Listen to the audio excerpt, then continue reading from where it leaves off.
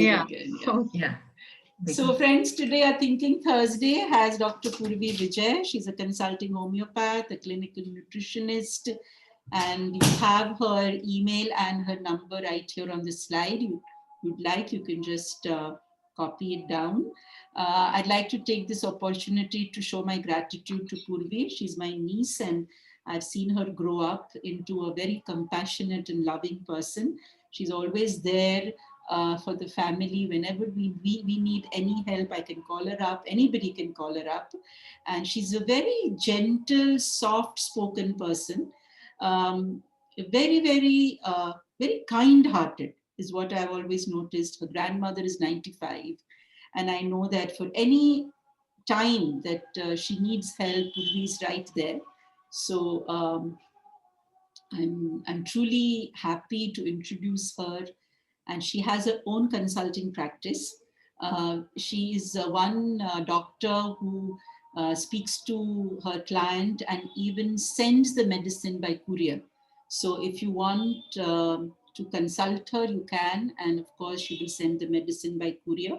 I've also noticed that she takes personal interest in her clients a lot, her patients, which is very rare nowadays for doctors. So Purvi, my dear, I welcome you, and please share with us.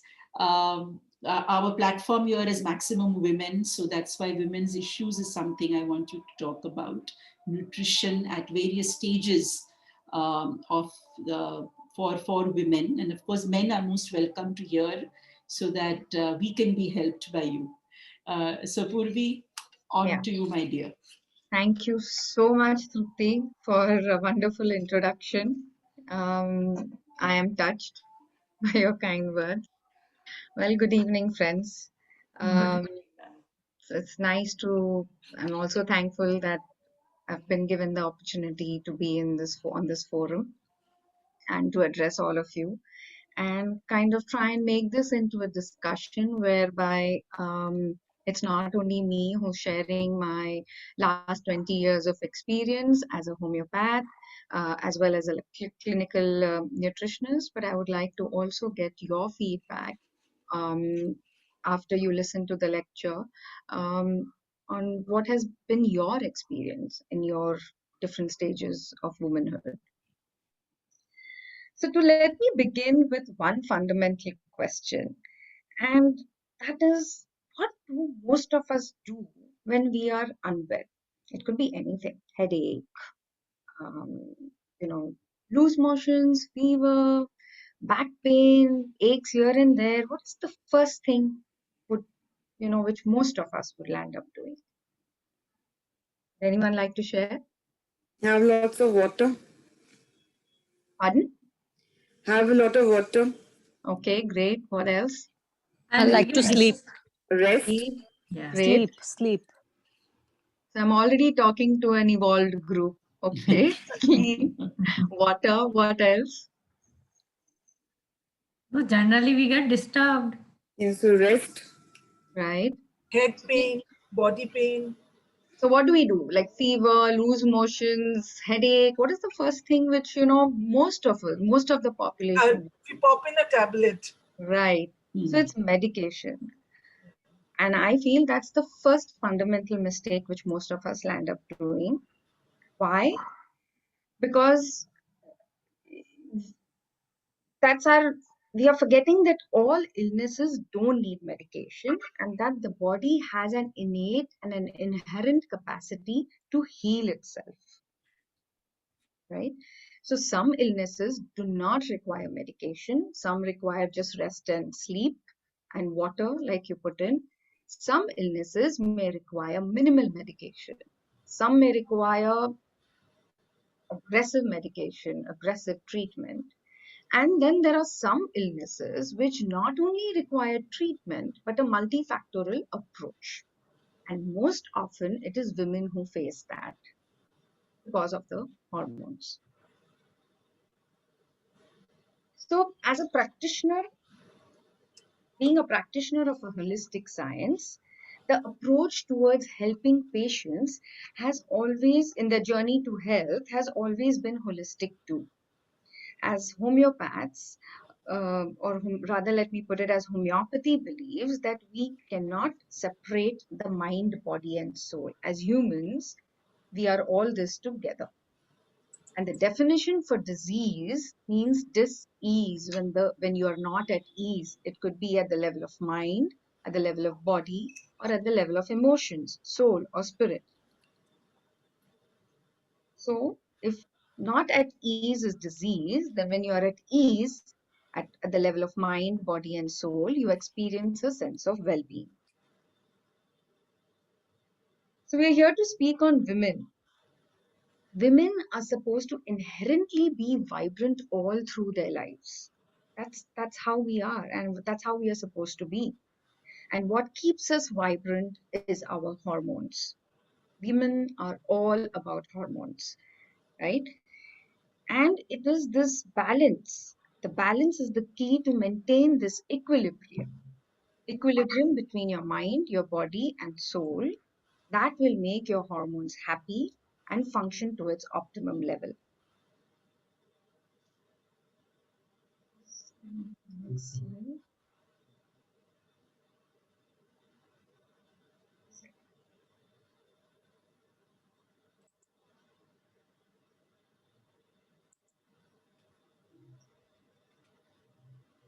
So, when we experience the sense of well being, the hormones are kicking.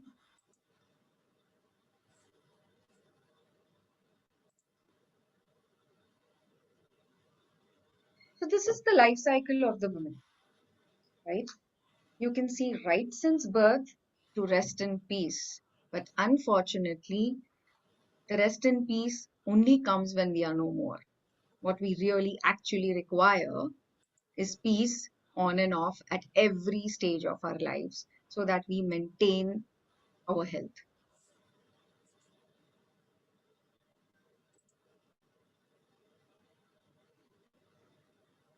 Also, at the same time, we need to realize that fitness is not about being 36, 24, 36. It's much more beyond that. And owing to today's media definition of how we should be looking, unfortunately, we do measure our health either with the size of the label or weighing scale decides how healthy we are, but it's not there. It's not that. It's the absence of metabolic disorders or your metabolic health determines how healthy you are. So it's all about how do we achieve the optimum metabolic health at every point of time in our lives. As women, we face unique challenges in every decade of our life, right from birth till old age. And this challenges is not only at the level of physical, but mind and emotions too. At every cornerstone of our life, we have challenges waiting up for us.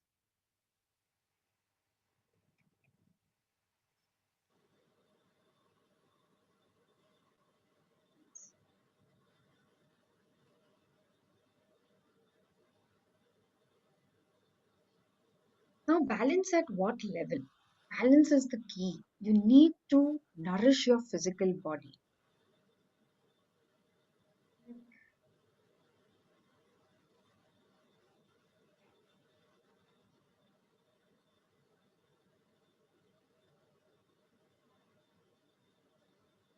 Stress at all these levels. Stress at the physical, mental, and emotional level. It could be also environmental stress. All of these stresses affect you and the hormones. And even the most healthiest of body will experience some disease or the other.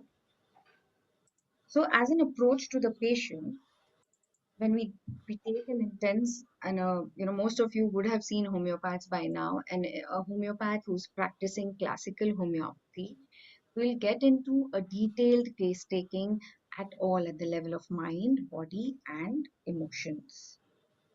And then that is how our approach will be also to heal.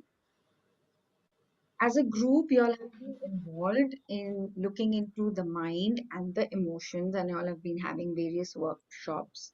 And you know that how detailed and time consuming it is for us to be reaching to that level where we have self awareness, we understand how to deal with stress in a better way, we understand how to react to our stresses in a better way. So, today, let me kind of talk to you about the physical stresses. The whole physical body, by saying when we experience health, that is disease, physically, when you are disease free. The balance, there is three fundamental pillars where our physical health depends on, and that is your sleep, your exercise, and your food. Sleep for me, in my this 20 years of practice, I've seen that sleep becomes your number one priority because scientifically also most of our hormones are released when we are in a deep restorative sleep. When you start getting into the deep sleep, that's when the body starts doing its function of healing and the repair work. Now, deprivation or indulgence at any one of these levels is going to result into imbalance of hormones. So whether you deprive, lack of sleep, lack of exercise, lack of food, or overindulgence into this, and your one of the pillars goes off, and the other is bound to pay the price for it. And all are again interdependent on each other. You can't say that I sleep well and I exercise well, and you could do anything with your food habits. No, the equilibrium is going to shift.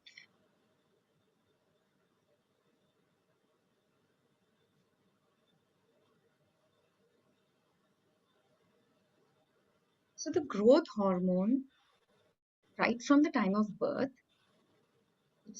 till up to the age of 30, that's when it starts declining again. So your peak growth hormone is between your birth to age 30, and that's when we have to really make use of it. We have to nourish it, so that nourish our body, nourish our sleep, nourish it with food and exercise, so that the growth hormone works to its optimum. Now the sleep, only quality and quantity both are important, but apart from that, there are other factors which affect our sleep. The quality of our sleep is what you eat after 5, the stimulants, the beverages, the alcohol, and the latest evil being the binge eating with binge watching of Netflix and Amazon. And during the lockdown, that's what happened to most of my patients in the age group of 16 to 40. That's what most of them did. And then there were calls saying, I have started having acne, my periods have become irregular, I'm not getting sleep. So a host of health issues started, primarily because we disturbed our sleep cycle. Other than growth hormone, you have your serotonin, which is a sleep inducer, which is your mood regulator, which keeps you calm, your insulin growth factor, which again affects your thyroid, obesity, your diabetes. All of this is doing its work when you're sleeping. So, what is this tryptophan, inositol, and lysine? They play a role, the tryptophan plays a role in the production of serotonin, which is a mood stabilizer, right? Most often when we don't get sleep, either we are put on anti-depressive medication or relaxing drugs or melatonins, which help regulate sleep patterns. Then what is essential here is your vitamin B's and vitamin D, which also help in activating the tryptophan. Now here you see a cycle where serotonin is affected by inositol. So good levels of inositol will activate your serotonin. Good levels of tryptophan will also activate your serotonin, and that will result in giving you a good, adequate, and a restful sleep. Now, in which food do we find tryptophan and serotonin and inositol is your whole milk, rice, pineapple, bananas. So like we said, what we put into our body post 5 becomes very important because that is going to affect the quality of our sleep.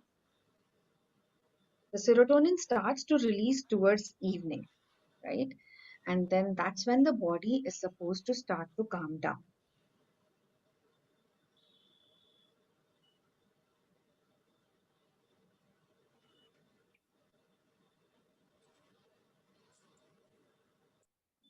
Mm.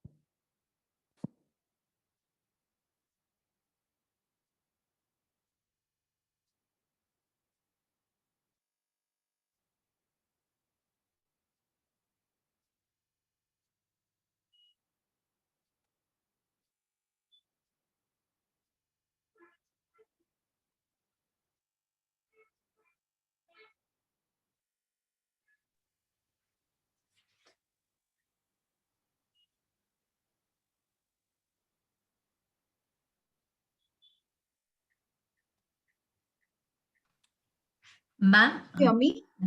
Yeah, I don't know. I we think can. Purvi's voice is not being heard.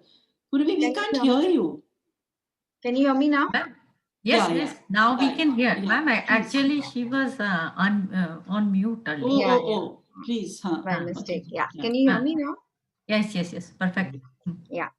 So our next pillar is the exercise, right? So walking is more a form of activity than actual exercise. In today's day and age, when we or most of us have house helps and you're using vehicles, so actual movement is very, very less than compared to what was there 20 years back. So walking, yes, if you go down for a stroll for 20 minutes, 40 minutes, is not really, is just being active. It's not doing exercising. What constitutes exercise is taking up cardio, strength training, Pilates. These are the forms of exercise which really, really help when you're suffering from any hormonal disorders. And in my experience, swimming has been most, um, one of the best cardio exercises, which gives you beautiful results at the level of heart health when you're looking at cholesterol and lipid levels, or sugar levels, or PCOS, or thyroid. It is extremely calming, and the benefits are multi at multi levels. Again, yoga and especially Iyengar yoga has been found to, they have specific, very, very specific ways in dealing with people who are suffering from hormonal disorders, especially thyroid and your PCOD. And the kind of results I have seen with thyroid are amazing, especially when you have just been detected with thyroid and you're not on any medication. And the first thing you would do is to get onto Iyengar yoga. In 3 months, you would see that your levels have responded very well, even without medication, actually. um, without being on homeopathy, allopathy, or Ayurveda, whatever, just doing plain yoga, Iyengar yoga, sleeping well, and picking up any form of cardio activity has shown beautiful results.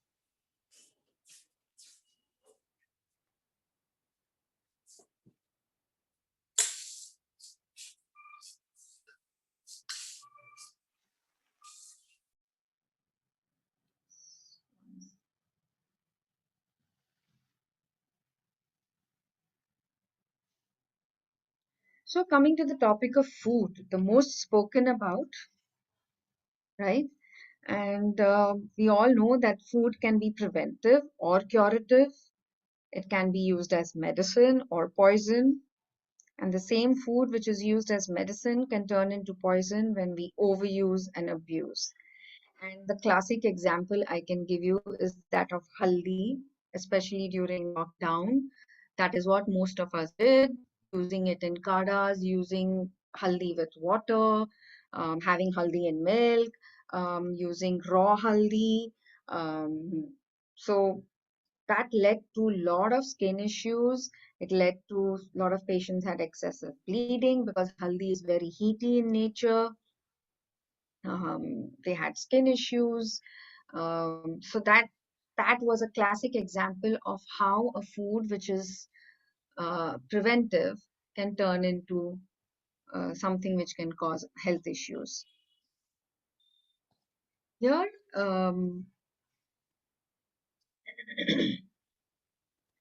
food primarily should be seen as a form of nourishment. And by nourishment, we mean that a food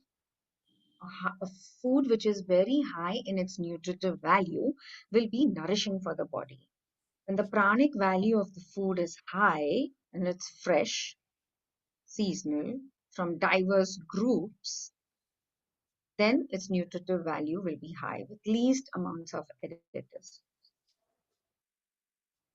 So food pyramid is nothing but your guideline towards achieving a balanced nutrition. And it talks about a particular ratio in which we should be consuming these varied food groups. But today, unfortunately, every new fad diet in the market today changes this ratio. The apex becomes the base becomes the apex, as in keto diet, right? You completely almost cut out your carbs and you get into a high amount. 65% of your diet is supposed to be that from fats. So when you change all these fundamental guidelines, you see that the hormones do not respond well to it, and you're setting a stage for a disaster.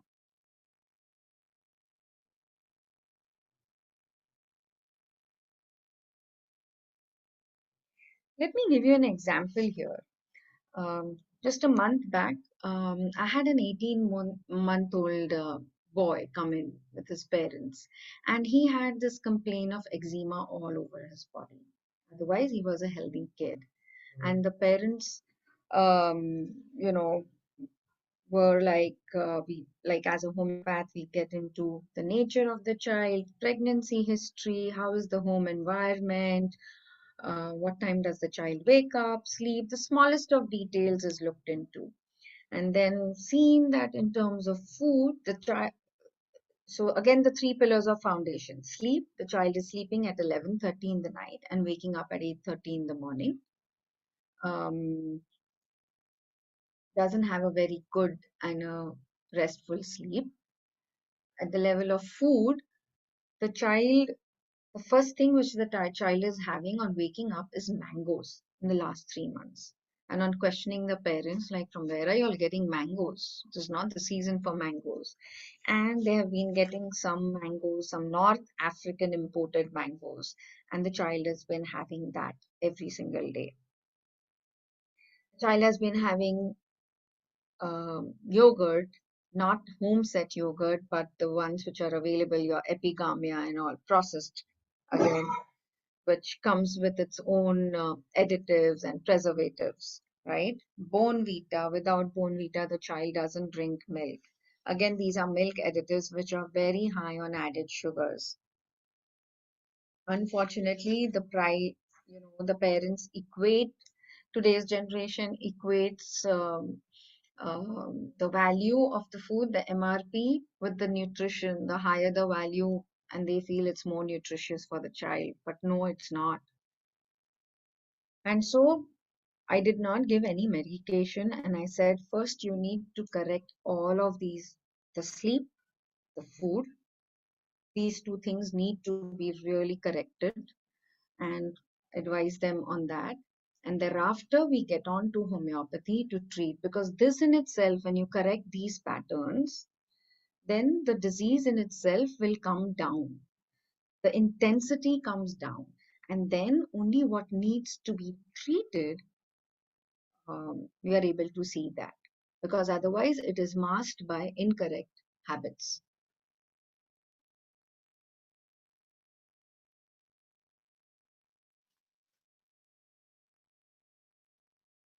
So healthy eating is primarily apart from seasonal and fresh and diverse food groups, it also is listening to your body. You eat when you're hungry and you stop when you're full.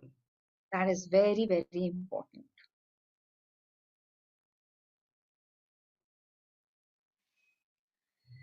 The byproduct of today's lifestyle is nutritional def- deficiencies.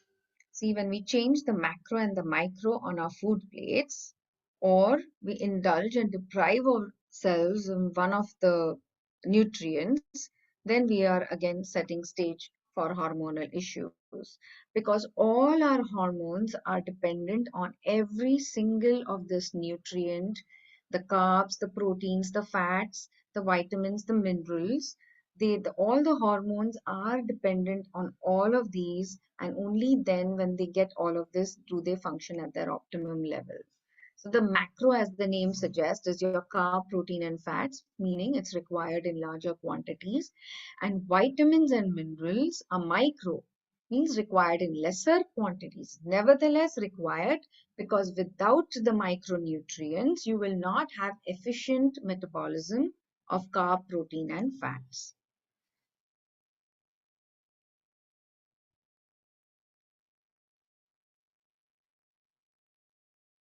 In the practice, what I see, especially the younger generation, you know, they feel it's very fashionable to be on some form of diet plan, like to skip meals, get into intermittent fasting. They feel you should be avoiding snacks and treats completely, either be on a fat-free or an only fat diet, low or no carb diet, high protein diet. They're all over the place, right? So the more the knowledge you have, the more confused you are as to which diet you should be following. There is lack of sleep and exercise, increase intake of sugars, fats, smoking, alcohol. All of this affects your nutritional quality. Not only that, it also affects your gut health, and it becomes into a cycle. By gut health, it's worms, your acidity, your constipation, indigestion. These all are the first startups of where the digestive health is going for a toss. And if it's not corrected at this point, then it just moves into a deeper health issue.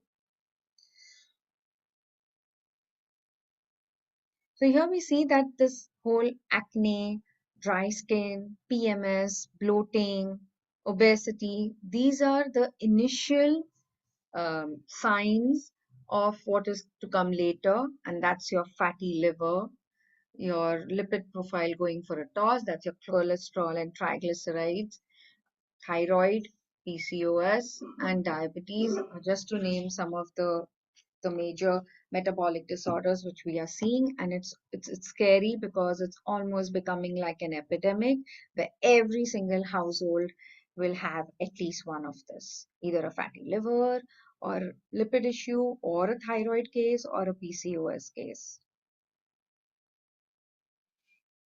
If we see the different age groups at our different ages, the requirement, you will see, is the same, whether you are a child or a grown-up adult or moving into old age. You do need energy-rich foods, you need bodybuilding foods and protective foods, and these are nothing but your carbs and proteins and fats and your vitamins and minerals. It's just that the quality and the daily allowance of each will vary depending on at what point you are. You see, your main energy rich foods are the carbs and fats, right? So most of us have this misconception of the carbohydrates, but carbohydrates also provide your B complex vitamins. They also provide calcium. They are also a source of protein, fiber, and minerals. even iron. So it is just not fat where we feel that carbs is, just calories, calories, calories, but they are a good source of all of this.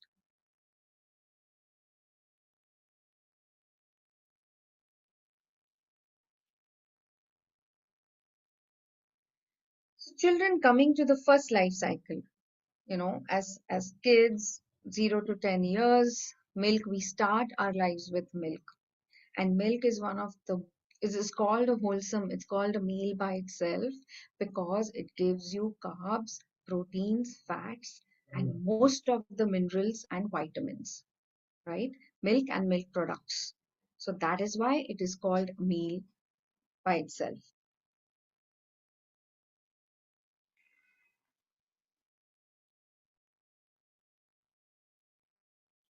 So all of these are just, would you like me to kind of, you like to go over these, or should I just kind of skip and move ahead? Ma'am, it would be nice if you just go through this once. Okay.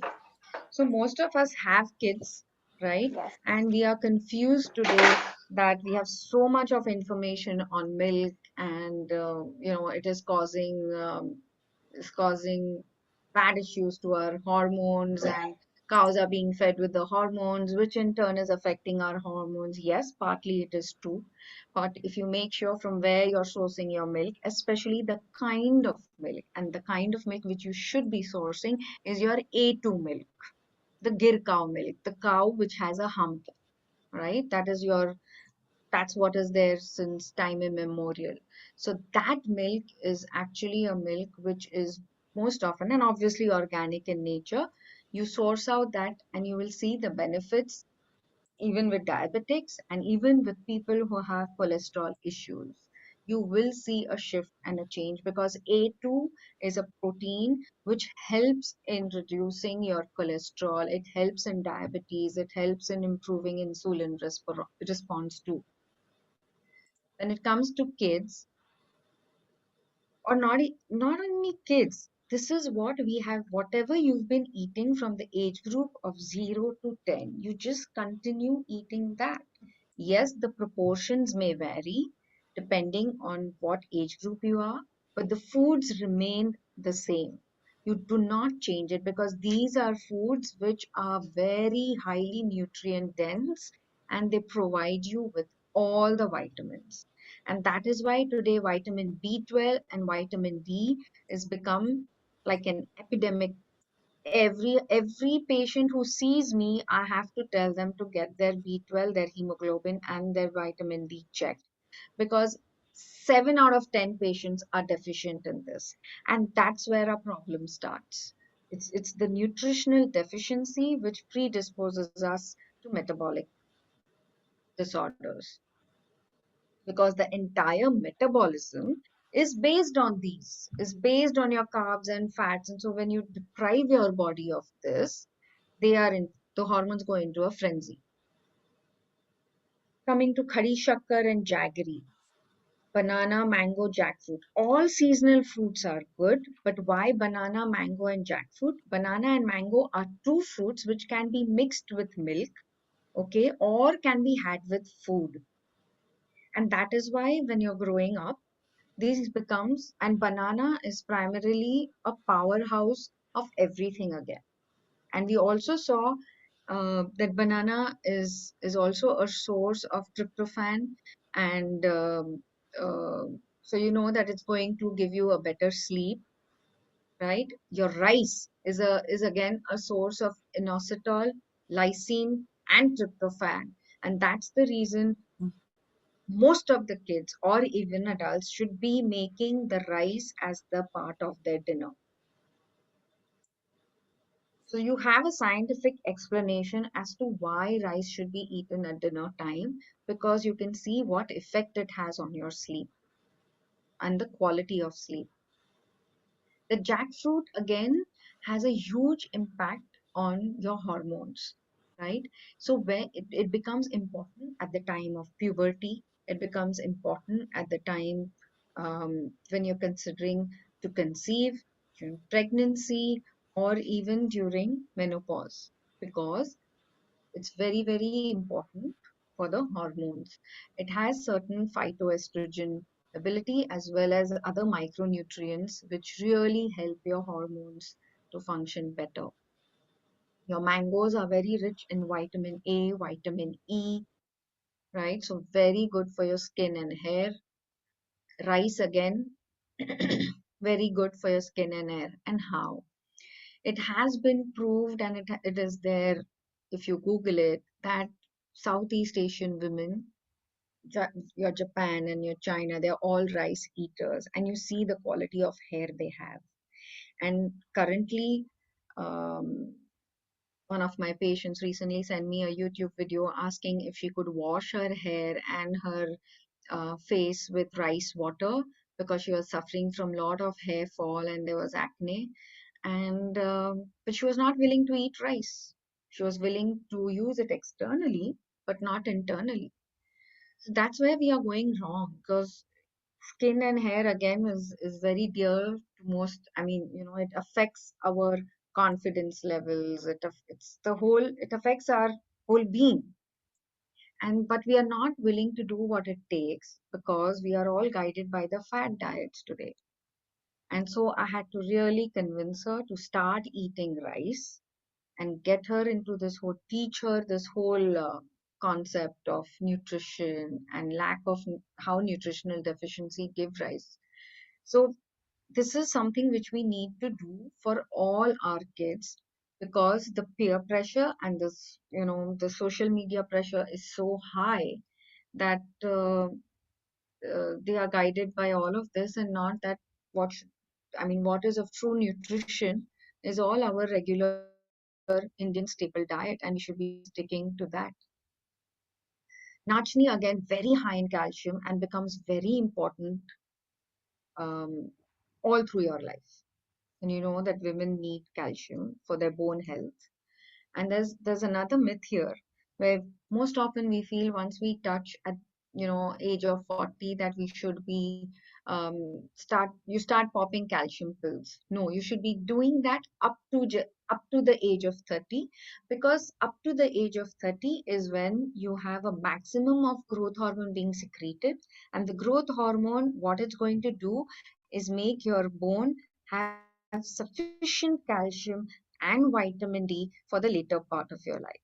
So how you treat your body from 0 to 30, that is how your body will respond between 30 to 50, and how you treat your body between 30 to 50, and the body's response is going to be, I mean, accordingly, post 50, you will see the response.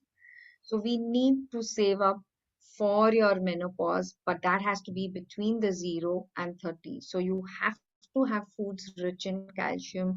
Take your calcium tablets if required, because most often it is not only about eating the correct food, but it is also the digestion is a multi step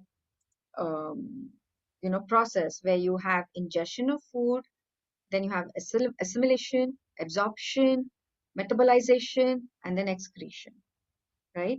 So let's say you're eating the right food, but your gut health is not good. So your food is not, your vitamins and minerals and your all essential nutrients are not going to be absorbed by the body. Let's say they are absorbed by the body, but you are lacking in certain essential vitamins, which are a precursor to metabolism. So then your food is absorbed, is assimilated, but there is an issue with metabolism. Let's say all the first three are okay, but you're having issues with constipation. So when the food is not excreted, that creates large intestine issues, and lot of our vitamins are absorbed in the large intestine.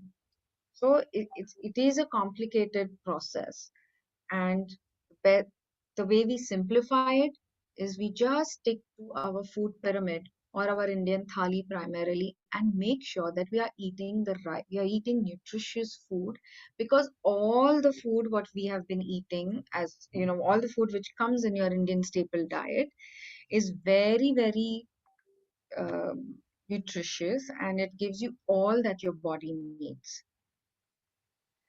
Going So Nachni, Rajgira, Singoda, they are again very, very hormone friendly cereals. The sweet potato, I would, give it so much of importance that rather than saying an apple a day keeps the doctor away, you teach your kids a sweet potato a day keeps the doctor away.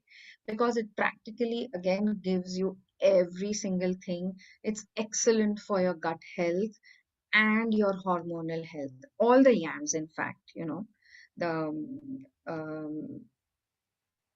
the purple yam. Then you have the arbis. Again, the arbi leaves that as Gujaratis and even Maharashtrian do these patras.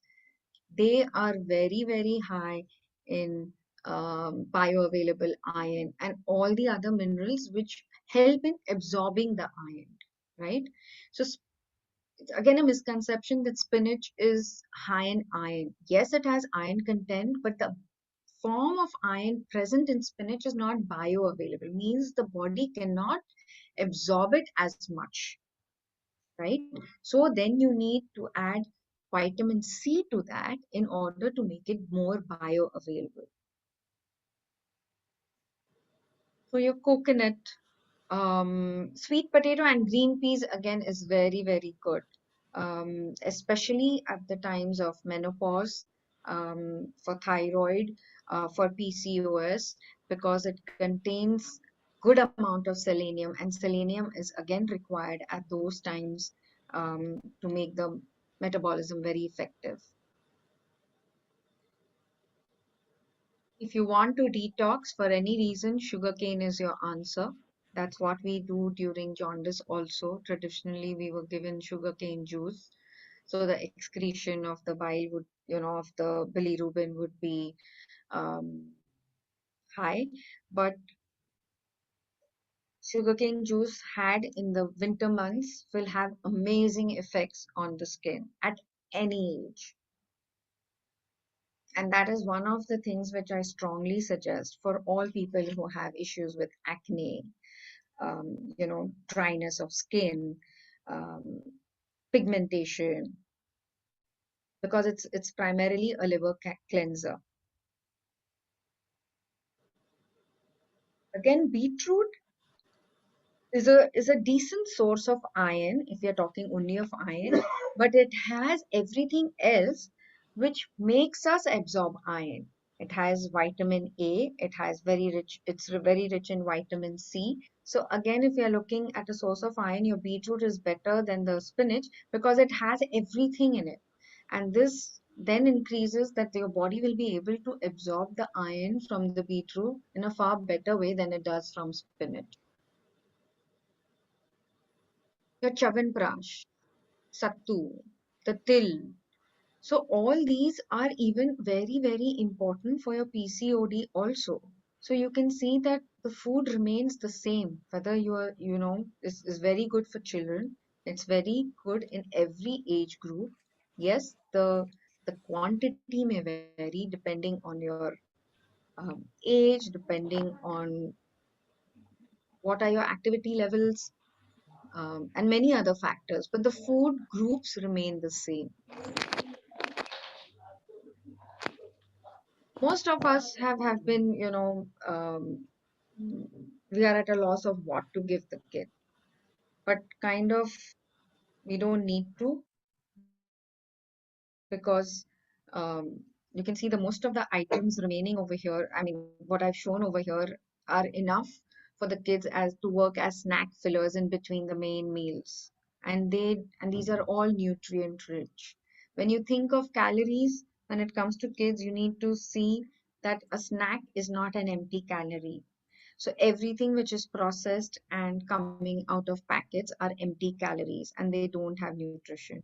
So rather give your kids, even if it is a snack between meals, you give them a nutrient dense snack so that you are just building and setting the stage for a healthy hormone so that they have easy transition.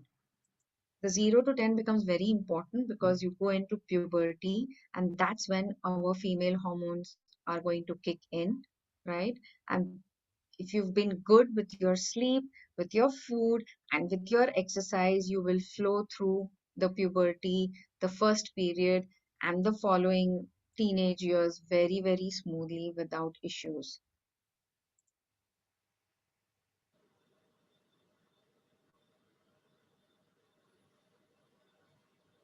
So adolescence, one of the toughest time. I think we as parents, not only as parents, but even kids go through, because here you're facing pressure at all levels, mind, emotions, and physical. So the body is in a chaos. The child is in a chaos and needs help at all levels. And I feel at this point of time, we should not be shying away if the child does need a help, because this is when you form a positive body image. And today, most girls are suffering from this. So if they need counselor, you don't shy away from counseling your kid. Um, Whatever they need needs to be done now. You don't just sit on it. So it could be emotional disturbance. You don't let it go by, because the same as homeopath, we realize when we get into the depth of why it started, when it started, how it started. And we often find that most of the chronic health issues have started at the time of adolescence and early, in between your 20s to 25. So this becomes very, very important in not only setting your physical health, but your emotional and mental health. Um, So these are all again, it's the same thing. Your same minerals are very, very important, even in as adolescents. But here, what the body requires more is your iron. And most often, most Indian women lack in iron and are anemic.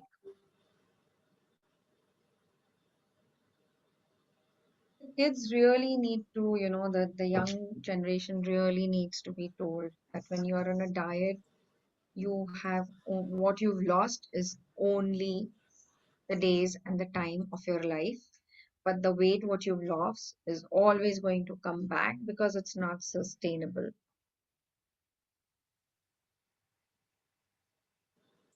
This is something I kind of give as posters to quite a few of my patients who have issues with food, who have issues um, with eating well, who are into fat diets, to let them know that primarily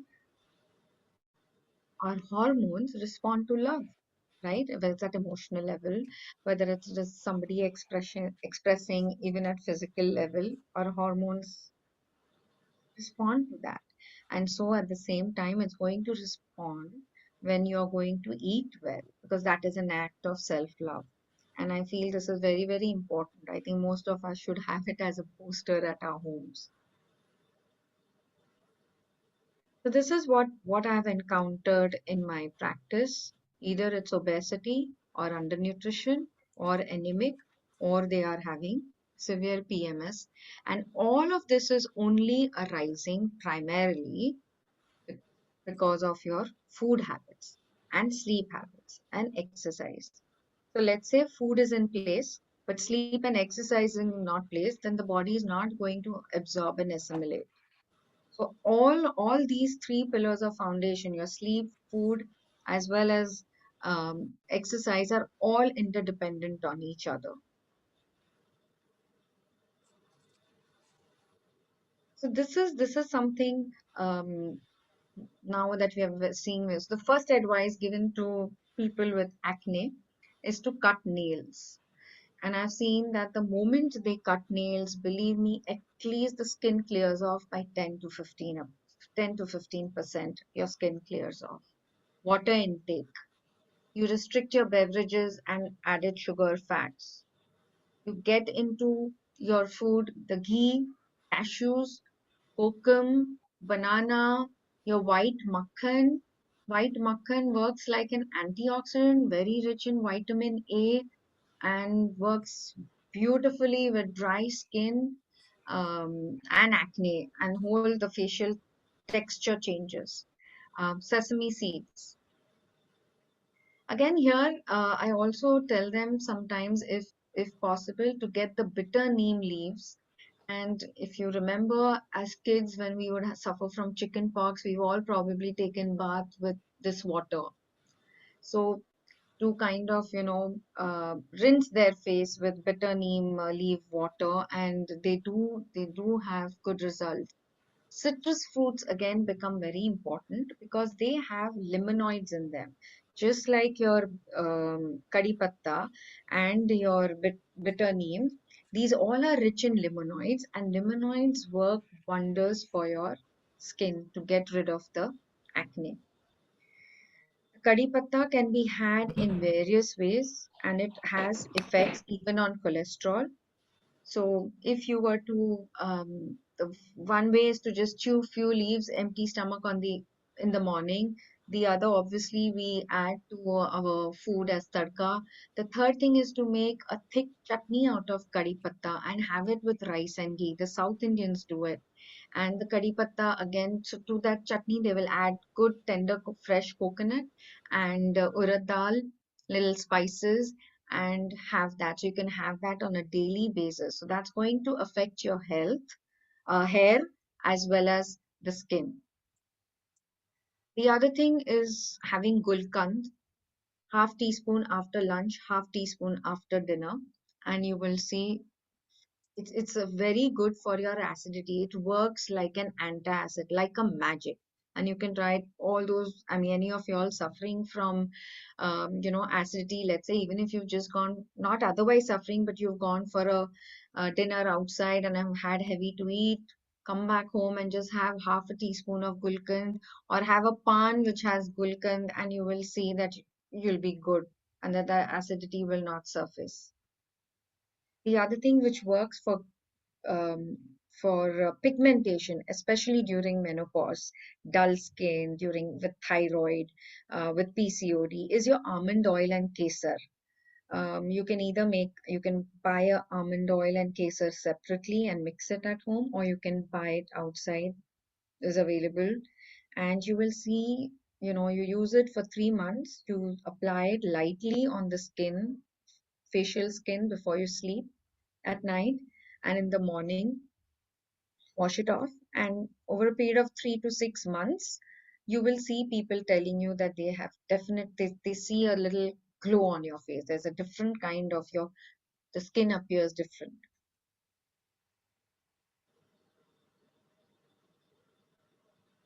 All those who are suffering from bloated, water retention, mood irritability, all PMS symptoms, calcium supplements work wonders, right? Let's say any of you having periods, about to have periods in the next 10 days, you start taking calcium supplement tonight and see. And if you all are, obviously, if you all have been suffering from any of the PMS symptoms, you will see that it reduces in, at least by 50% if you've just taken it for 10 days. Calcium at night, and the calcium which works best on the stomach is your calcium citrate maleate. The commonly prescribed shell cal is calcium carbonate, um, which is not as readily absorbed by the stomach. So if you're, let's say, if you're taking a 500 milligram tablet, probably the body would absorb 250 or 3 milligrams. Can you repeat again for the calcium, the better one, citrate? Calcium citrate maleate, CCM. Okay, it is available as CCM, or it is also available as Rockbond. And the way to take calcium is always after dinner at night.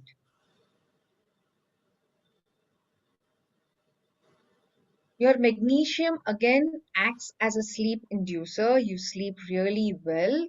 And this is primarily for people who have sleep issues. If you have chronic constipation, means there is an issue with magnesium in your body. Here, I would advise magnesium supplements, but always under guidance, because you let the physician decide whether you really require supplement or you require a diet rich in magnesium. But magnesium again works wonders for people who've had chronic constipation, sleep issues. You've experienced PMS with breast tenderness. Again, the calcium works wonders there too. These really work very, very, they're amazing. And also, they will help in your calf cramps. People suffering from cramps in your calf at night, water is one, calcium is one, and magnesium. These are the three things which you need in your diet if you've been having these cramps. So we all know what iron deficiency anemia is, and primarily it's not only about taking foods which are rich in iron, but you need your B12 and your folate in place so that the body will absorb iron, and only then will the hemoglobin levels go up. If you have decreased levels of B12 and folate, the whole even if you're taking iron syrup, it will not hold. It was not going to manifest into higher hemoglobins if your B12 and folate is not in place. Folate is a better form of taking your folic acid. I mean, folate is better than folic acid. They are two different forms of the same substance, but the folate is absorbed better.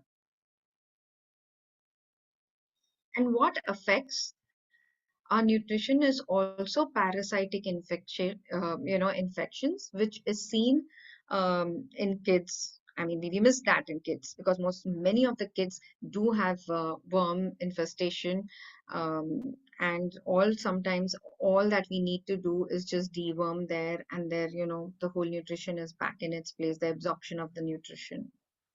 Here I've also seen that lot of my patients, younger age group, in the age group of 5 to say 10, sudden behavioral changes, irritation, anger, crankiness, and you cannot explain the reasons why.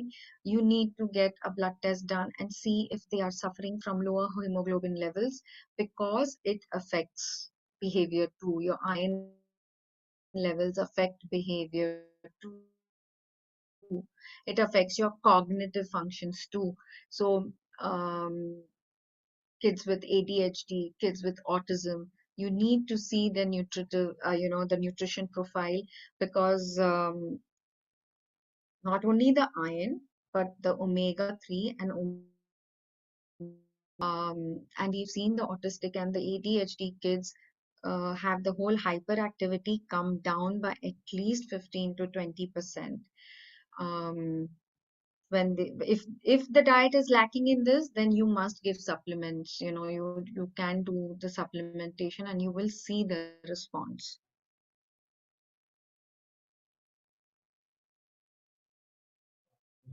So if iron deficiency anemia, you are, let's say, eating well and taking supplements, but your coffee and tea times are a lot during when you're taking the supplement, it is going to come in the way of absorption of iron.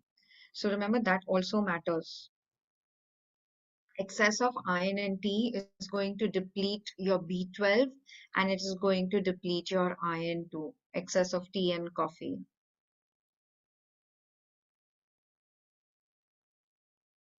So the strong advice which is given to everybody is to have tea after your breakfast. Tea should not be the first thing to be put in to the stomach. Again, milk and calcium and antacids should not be taken at the same time as iron supplements.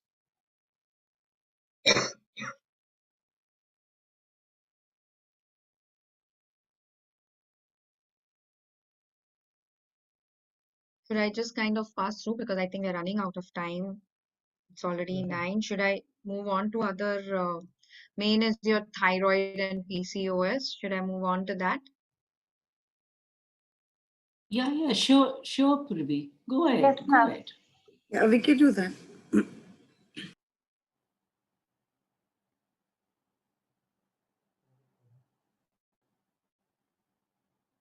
Because we need time for questions, Purvi, okay? Yes, Yeah. yes, yeah. So here I'll just stop by for this because the acidity, constipation, and digestion is the first thing, the first signs and symptoms before your metabolic health goes for a toss.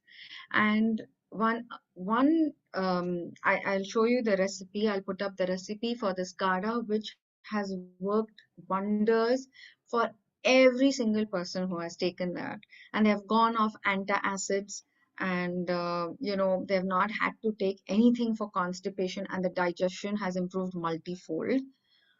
The other things which really work is also your overnight soaked anjeer, the black munakka, the gulkand again, like I told you, and starting your day with banana or finishing your lunch with banana.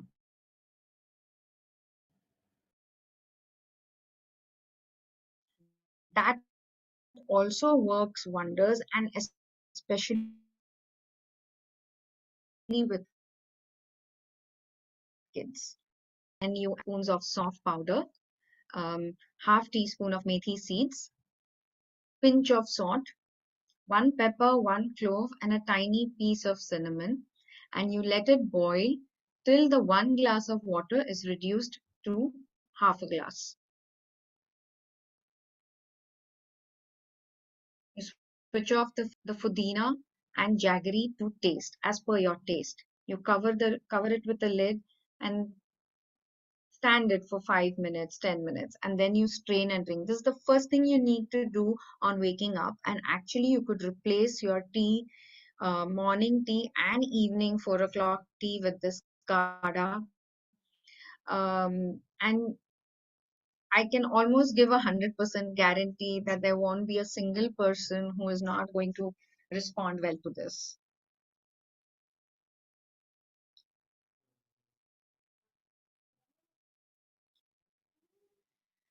So again, in my opinion, most of the patients which I have seen um, down with thyroid or PCOS has happened at the time of your at the between the age group of 25 and 35, because this is the biggest life situation challenge when it comes to the gut health or emotional health. It creates havoc within, with your emotional health. Your stress levels are up, so your cortisol levels go up. Your food habits, sleep habits, they undergo a 180-degree shift. What you've been used to eating before marriage, and you move in, let's say it's a joint family, then your food habits are completely changed. And all these have been precursors to your thyroid and PCOD. This is in the clinical experience I've seen.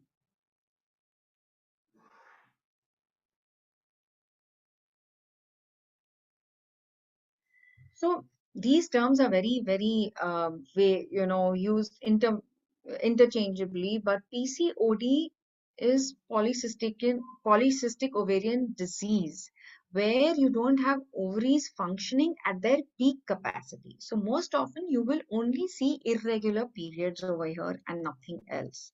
When we talk of somebody suffering from PCOS, is a syndrome, means you will have host of other issues happening along with irregular periods, and that is your obesity because of insulin resistance.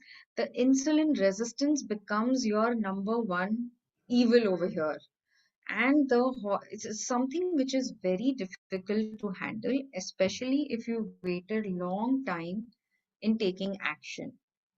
So here it is the moment you realize that yes, you are kind of getting into this whole PCOS or PCOD, you need to um, um, attack it from all levels. It's a multifactorial approach. So sleep again, exercise, medication, and here you really need to look into the mental and emotional health of the person as to when, why, and where did it start. Today we are seeing, even if you're not predisposed with your genetic history, you don't have a genetic predisposition towards PCOS or PCOD, but at an alarming rate, women are developing this.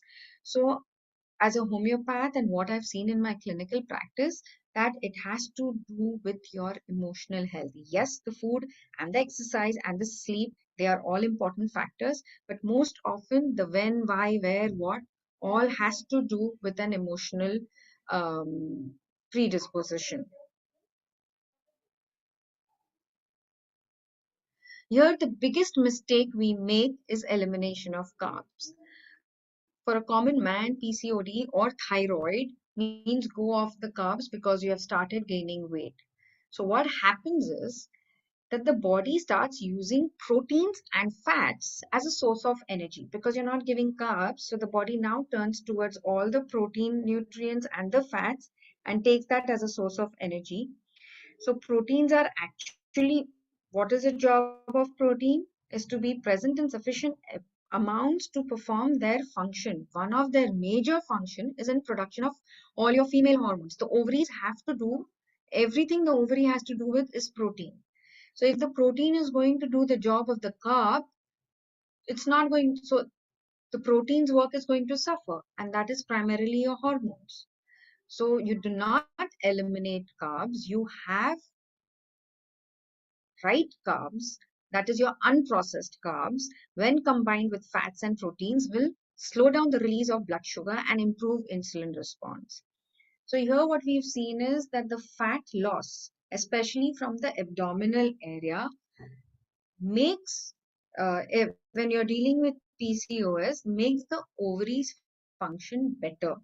So the first thing is obviously to get you, the first thing one has to do is to get rid of the abdominal fat and do everything possible in the correct way so that the ovaries start functioning better. It's a long process and doesn't happen overnight. But the key here is to be very, very regular and disciplined, and you will see that the body does respond when you have looked into your emotional as well as your mental and your physical health. The body will respond and the equilibrium starts setting in.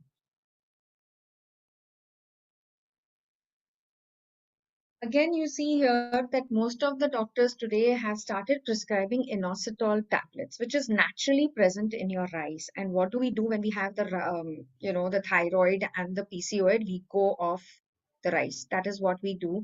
And then we land up taking the inositol tablets. So here, what you really need to do is eat the right carbs, have complete protein. So complete protein, nature doesn't give us all 9 amino acids together. It are present in rice, and when you add pulse and you add a dal or a source of fish and chicken, a source of non-veg to it to make it a complete protein. And a complete protein, your entire 9 essential amino acids are required so that it improves your insulin sensitivity and it improves your ovarian health.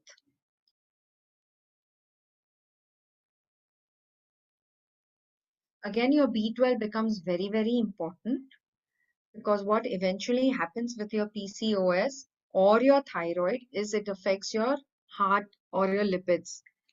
When your thyroid is not checked or not in under control, you will see your triglyceride levels are high. And most of us, again, coming down with B12 deficiency, and B12 deficiency means your homocysteine levels are higher. Homocysteine levels are higher, that affects your heart. That affects iron levels. Um, these are the foods which become very, very important when you're suffering from either the thyroid or the PCOS. The selenium, zinc, and chromium. So these are also work as your antioxidants. Here, let me add in the time to take your antioxidants. So it is not only the selenium, zinc, chromium, but your vitamin A, D, E. These are the fat soluble vitamins. The time to take it is after. So if you're somebody who's exercising, the time to take it is after your exercise, or other times if you've had heavy meals, you take it after the heavy meals. These are the times you take your antioxidants. basically that reduces the oxidative stress the body is.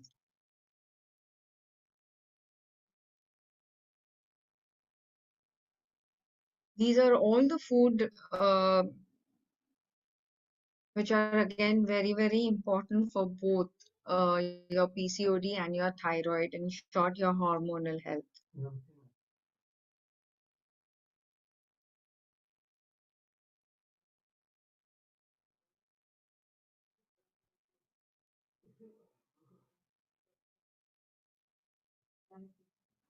So the thyroid is your body's metabolic or your hormone regulator.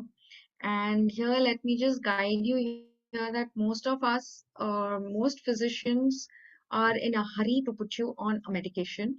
If you have high levels of TSH with normal levels of T3 and T4, you don't need to be put on medication. Thyroid is a very sensitive organ, and the TSH levels vary almost on a daily basis. They are very reactive to stress. It could be physical stress, emotional stress, mental stress. It could be taking, corporate lifestyle. You're taking flights in and out. You've undergone, suppose if there's a loss of a loved one, any kind of deep stress, and your thyroid response. So there shouldn't be a rush to get onto medication. Um, Also, you need to find out why the thyroid levels are high, and most often you should do your thyroid antibodies to see if the thyroid antibodies are higher. Then it is an indication of an autoimmune disorder. That means your own body is killing the thyroid cells or is reacting against the thyroid cells. So that becomes a completely a little bit different approach for the thyroid patient. Um, Again, the same principle works here. You don't go on a low calorie diet because the thyroid will match your low calorie and the metabolism. So the moment you go on a low calorie diet, the thyroid lowers its function. It slows down further. So I won't say do high calorie, but adequate calories. And that is how you get the thyroid to increase the metabolism. These are again the foods and the vitamins and minerals which are very essential for optimum functioning on of the thyroid.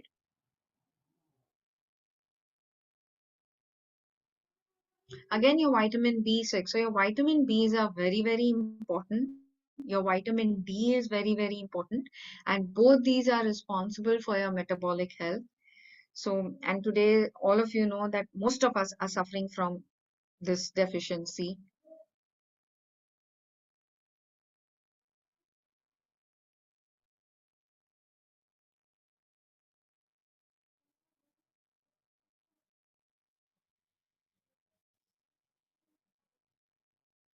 So coming to the most often questions asked by my patients, why not get onto a keto diet or Atkins diet? So that will at least give me a head start and I will lose fat fast.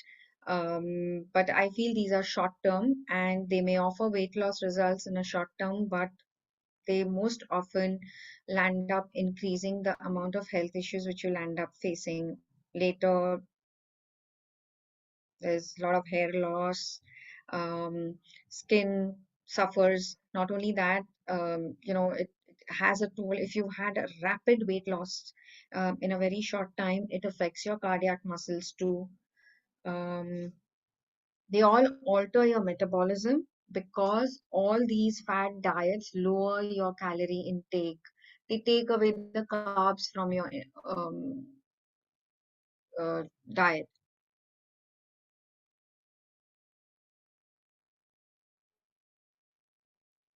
And the other thing which they do is they take your body to go into starvation mode. And after a point, your body will stop losing weight. And then the moment you start eating, the body's response is that I don't know when I'm going to starve next. So the cells go into a fat storing um, stage.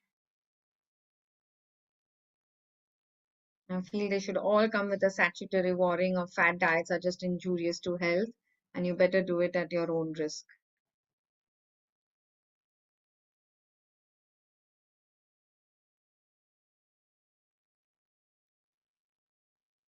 Weight loss should always be a byproduct of a healthy lifestyle.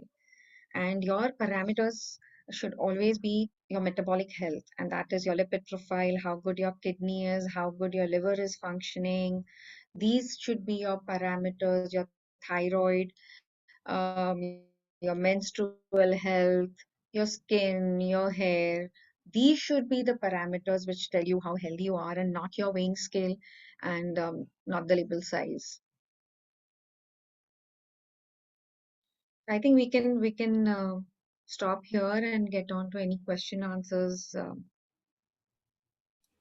Yeah, I That think that will okay? be great, Purvi. So Yeah, if you can just stop sharing so everybody can be on camera yeah. and it'll be easier for everyone with the gallery view.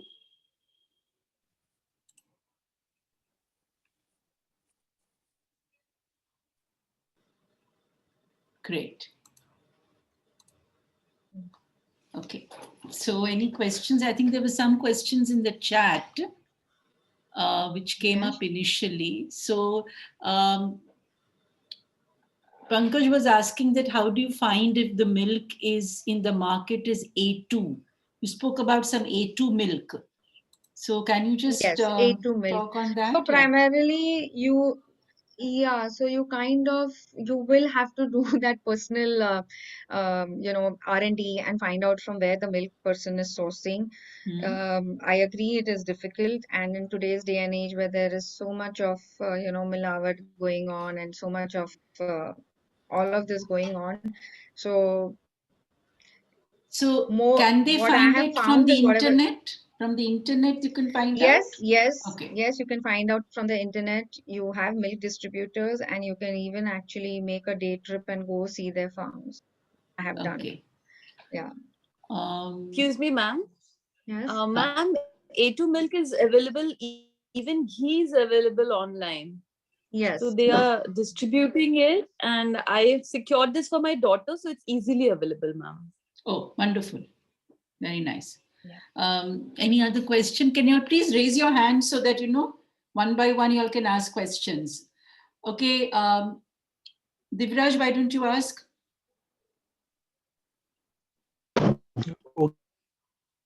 Okay. Thank you, Doctor. Thank you, Doctor. Thank you. Very excellent presentation you just gave.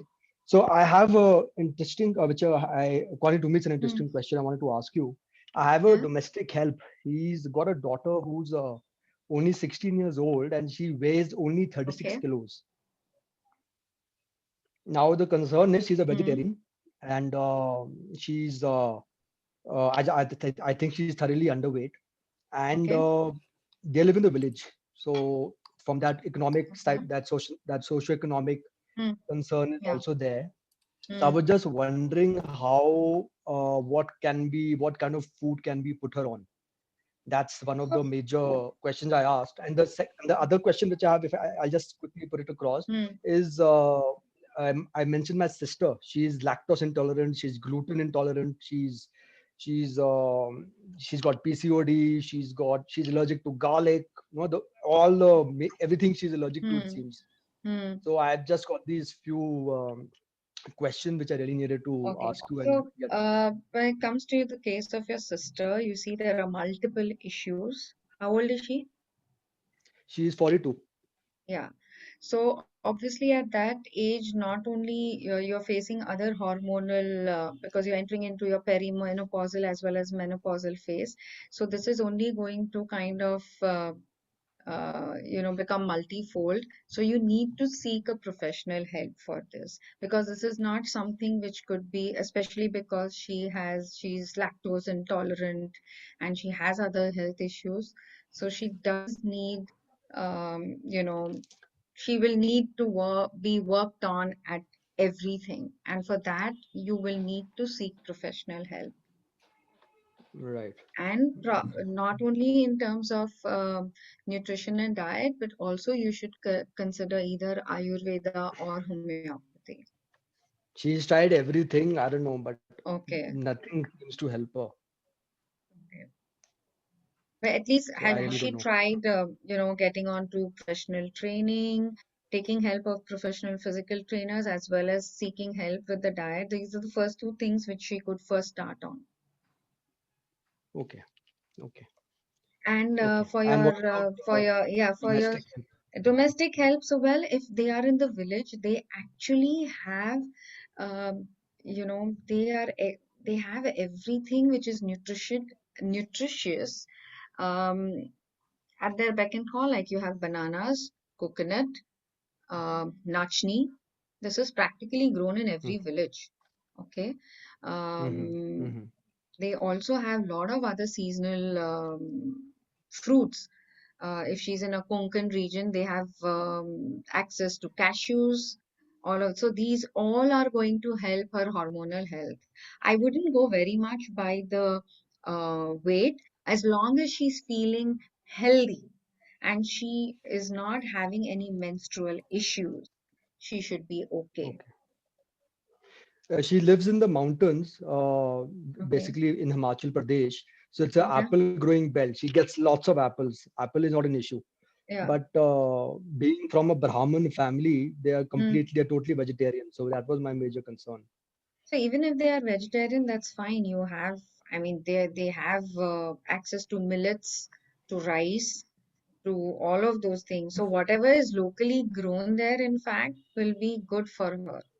So let him see Okay. whether is she having any issues with her menstrual cycle. Then you need to seek professional help. You don't worry too much about what the weighing scale is showing. You need to Mm-hmm. see whether her hair is okay, her nails are growing well, her skin is okay. You know, all of these should be if all that is in place, then 36 kilos really doesn't matter. Yeah, because that's what the doctor was alarmed by. No, no. So So I wouldn't go anyway, by thank you. the weight. If she's otherwise healthy, right, no health issues, not falling sick, her hair and nails are growing well, her skin is doing great, and she's having her menstrual cycle in place, then I don't see anything to worry about. Okay, let's have Bhavna. Bhavna. Okay. Yes, ma'am. Ma'am, I just have two small questions, quick questions. Like my Hmm. daughter is in adolescent age, and during her menstrual cycle, it cramps a lot to her. Like for 2 days, 3 days, all day, she How old is she? 16 plus. Okay, and how good is her diet and sleep and exercise? It's exercise. It's very good. Like she works out, she takes classes, dance classes, and also I think she's quite Okay, active, and her sleep. so she's very active. Yes, she is quite very active. Okay, her sleep. Sleep is good, ma'am. I think she Okay, sleeps 7 hours. Yeah. okay. So one thing you can immediately start her on is calcium. Is Okay. she a vegetarian or a non-vegetarian? Vegetarian. We're vegetarians. Okay, so you check out her vitamin D and vitamin B12. If she has no deficiency of that, then she doesn't require those supplements. What you can give her is calcium, the rock bone every night, and lots of make sure because she's working out so much, she's having adequate water. That's okay. She drinks. And pardon? She drinks enough water. Okay, and she can include bananas in her diet. But what will work wonders is calcium supplement. You start her right away, let her take it for a month, and you will see a difference, Okay. instant difference. Yeah. Okay. In the night, ma'am. During the. Yes, after dinner. After dinner. Okay, I'll try that, ma'am. And secondly, when you were talking about thyroid, I'm a thyroid person. So you told like if TSH levels are high, then and T3, T4 are low, we should not take the medication. But my TSH levels are high, T3, T4 are low, and I'm on medication from past 10 years. So Yeah, so what should if they are low, then yes, it is hypothyroid. When TSH is high and T3, T4 is in place, yeah. then one needs to investigate why the TSH is high, because TH, like I said, TSH can jump up in varied situations. Okay. Okay, I think we should move to the next person. Who's going to ask? Prachi's put up her hand, and um, Galaxy Tab. I don't know who's Galaxy. Veena. Veena, please ask. Please ask. हाँ. Actually, I wanted to ask, I had breast cancer in 2009, and during Okay. the chemo, I had to take antacids. So I was put on Okay. pantoprazole, which Hmm. somehow I have not been able to give up, and it's become a chronic problem because Hmm. the time I stop it, I get Hmm. peptic ulcers and esophageal ulcers, and then the doctor said, no, no, it may lead to another cancer, so you have to take it. So it's become a catch-22 situation. I want to know whether is there any way that I can get off this medication. Yes, you can get off, but in your case, you will have to work with somebody in a very, it's in a professional capacity because you had this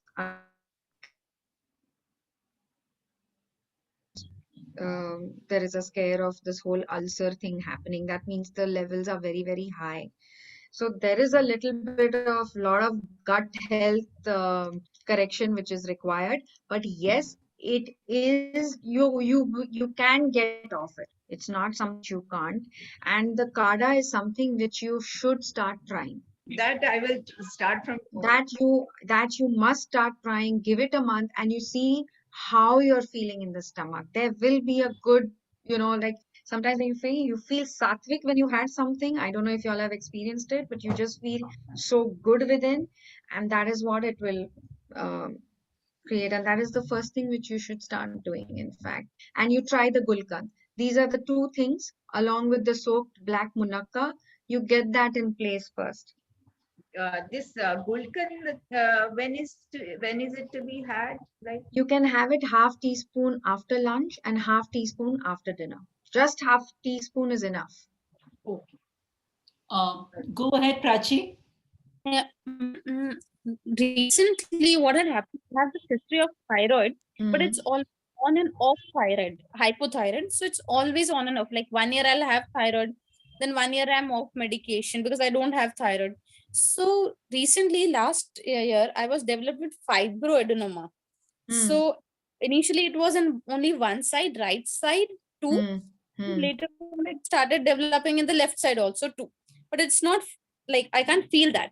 But the right side one is felt. I don't know why this is happening. I've gone so many tests and everything done, Hmm. but still we are not able to detect what's the cause because the doctor itself doesn't know. So how Is there what any should family history of thyroid or fibroid or menstrual no irregularities? no no no. No history.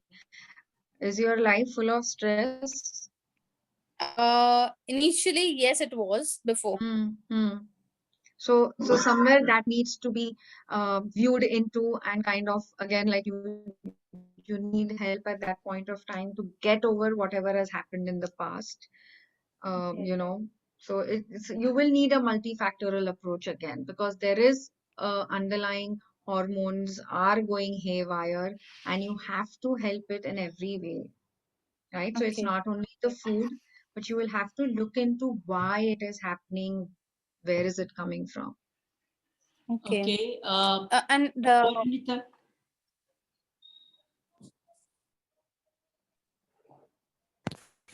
Dr. Purvi, thank you so much for this wonderful session. I have one question. Hmm. Yes. Recently, I have turned into a pure vegetarian from a hard non-vegetarian. Okay, Okay. so now I'm adding a lots of leafy vegetables, seasonal fruits,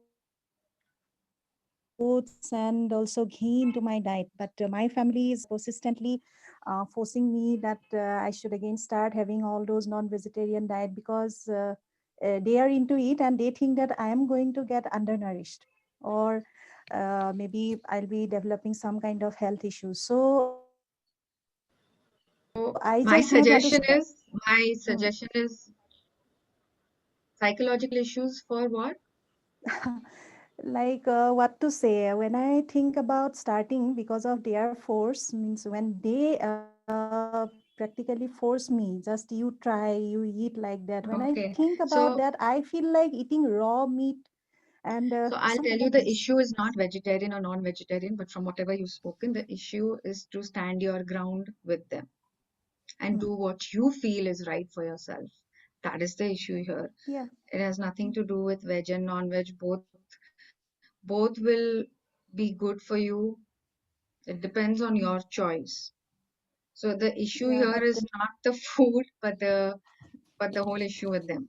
So I think that is what needs to be worked on. okay. So can you suggest me some means good food items like how can I manage my health? Because once I am going to fall sick, they are So going to make me, all that was on my PowerPoint. uh-huh. So Yes, I'll follow that is that. the whole thing. You just need to stick to your food pyramid, Okay. basically, right? So Mhm. your base is your carbohydrates, then is your fruits and vegetables, then is your proteins, and then is your fats. You just stick to that and have a balanced meal: roti, sabzi, dal, chawal, with adequate ghee in it, Mhm. Okay, thank you. plenty Parinita, of fruits and don't vegetables. worry That's so it. much, because if you worry so much, you'll fall sick. So don't worry. No, no, Just eat. I'm actually not worried, ma'am. They are They are worried and they worried. are giving me But extra now tensions. you don't get concerned about their worry, no? So You this is relax. exactly what we spoke, what I started with, that Yeah. hormonal health is not dependent Correct. only on your food and Yeah. sleep, but mind and emotions play a big role. So Correct. Correct. I yeah. Niharika, Niharika, go I'm ahead, better. too happy. I am very happy. Pardon? Yes, yes. Go ahead, Niharika. One or two questions more, okay, guys? It's already 9:30. Okay, Niharika, go ahead, better. Niharika. She's cut Niharika's off. logged off. Ranju. Okay, I have this issue, doctor. My ears, left ear, it itches a lot. I used to go swimming. I stopped that because of that, because it gets infected and then I have to go to the doctor, get it cleaned, and that is a really pricey thing to do. And then, means even if I put some oil or something, some infection will happen. So I've just stopped putting anything, but now I'm on Ayurveda. And since last 2 3 years, I've got some itch problem in my scalp, behind my scalp, just above my knee. So I don't know if these are connected or how. So basically, did the ears have fungal issue? No, it's absolutely clean. I went to the doctor just now and got a ear something got done, like you do the teeth marking. Wesley Kanka, I got it done, and then I can wear it like it's more like a earplug and go in the water. But I have not been going to do in the water with the डर कि मुझे फिर हो जाएगा. So So I'm not getting it. What is happening in the ear? Only itching, or is there a infection हो sound? जाता है. In fact, fungal Infection. infection हो जाता है severe. Yeah, so that's what I asked you. Is that the frequent fungal infection? Yes. Yeah, so that needs to be treated with medication. And you need to see if your diet is high in sugars, primarily, added sugars. I take good instead of sugar. And that is okay. You can added sugars mean processed sugar.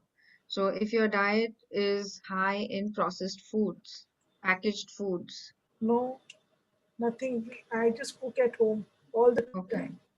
So you need to take right medication, which should kind of look after your fungal infection in the ear. Okay.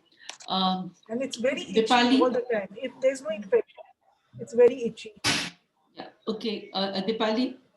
Doctor, I wanted to know about the fermented rice water. What is that and how to use Yeah, it? so I'll tell you, fermented rice, one is when you take it internally, it does wonders, and the South Indians use it since time immemorial.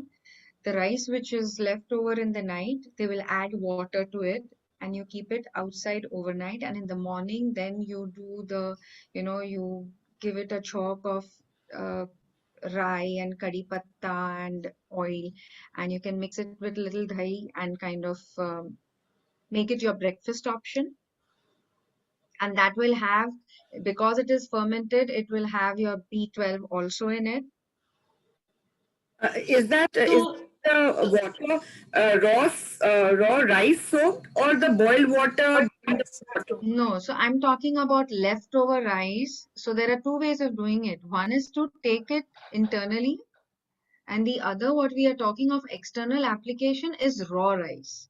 You soak the raw rice in water for say an hour or so, and then the cloudy water is left overnight, or at least for 8 to 10 hours, and then you kind of just rinse your washed hair with it.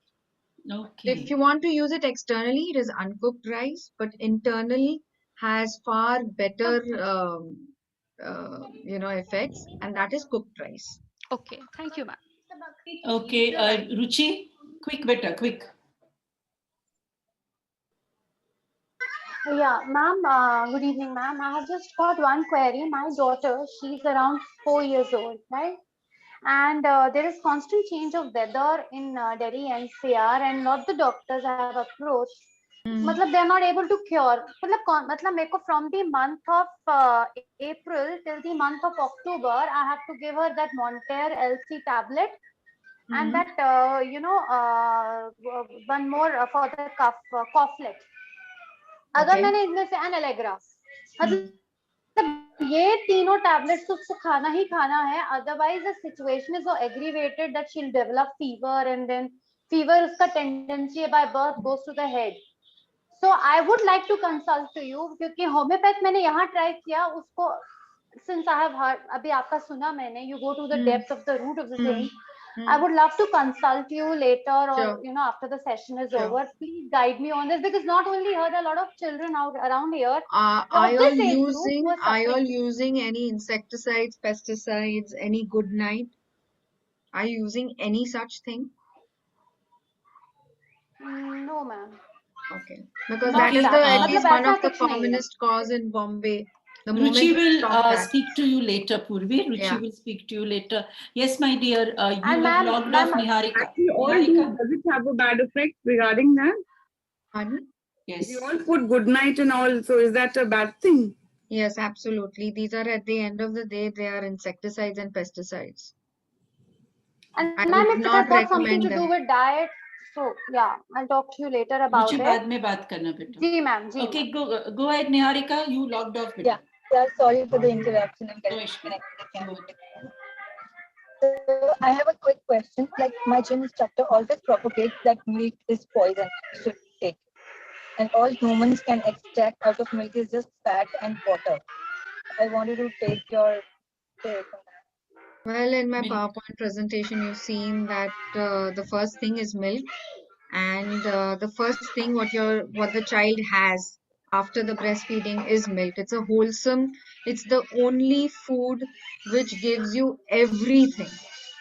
So my personal belief is that milk is good and absolutely essential for kids.